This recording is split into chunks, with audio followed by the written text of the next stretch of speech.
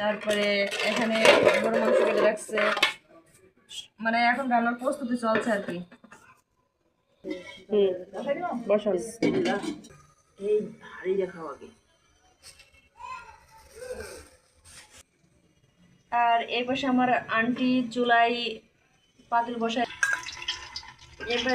এবারে যে আদা রসুন দিয়ে দেওয়া হলো,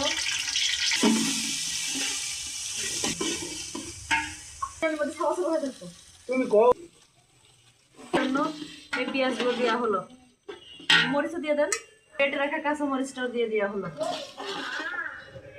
মাংস কিন্তু একবার ধুই নাই, আর একবার ধুয়ে নিচ্ছে, আর মাংস বেশি ধোয়া লাগে না।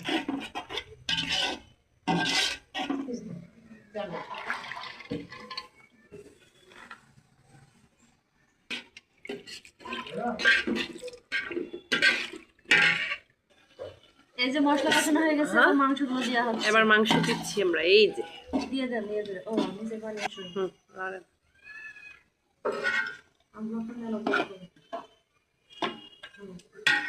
সাত আট মিনিট হইলেও সমস্যা নেই। পানি খেয়ে অনেক ফুলছে না। একদিকে মাংস কষানো হচ্ছে, আর একদিকে আমার ভাবি কলা চালগুলো ধুয়ে দিচ্ছে। চালগুলো ধুয়ে ভিজে রাখবেন ভাবি, হ্যাঁ তাহলে ভালো হয়। তাহলে একটু ভালো হয়। ওকে।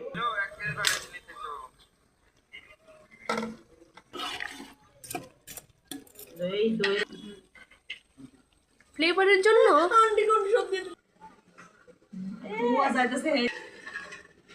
এই যে গাইস, আমরা আজকে হ্যাপি নিউ ইয়ার উপলক্ষে গরুর মাংসের বিরিয়ানি রান্না করছি। এখানে মাংস কষানো হচ্ছে, আর এখানে পোলাও চাল ভিজিয়ে রাখছি। এখানে মটরশুঁটি আছে, গাজর আছে। বিরিয়ানি না, বিরিয়ানি। দাওয়াত রইলো। হ্যাঁ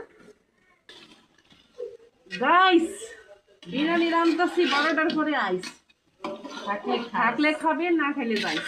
মাংস কষাচ্ছি, এখানে হচ্ছে চাল আছে, তারপরে হচ্ছে মটরশুঁটি, তারপরে গাজর।